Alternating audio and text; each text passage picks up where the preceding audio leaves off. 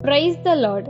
இன்றைய வேத வசனம் மார்க் 11ஆம் அதிகாரம் 7, 8, 9, 10 மற்றும் 11 வசனங்கள்.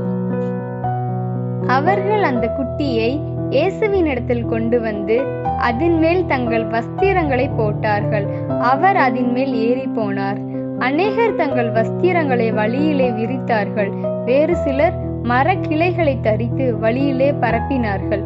முன் நடப்பாரும் பின் நடப்பாரும், ஓசன்னா, கர்த்தரின் நாமத்திலே வருகிறவர் ஸ்தோத்தரிக்கப்பட்டவர், கர்த்தரின் நாமத்தினாலே வருகிற நம்முடைய பிதாவாகிய தாவீதின் ராஜ்யம் ஆசீர்வதிக்கப்படுவதாக, உன்னதத்திலே ஓசன்னா என்று சொல்லி ஆர்ப்பரித்தார்கள்.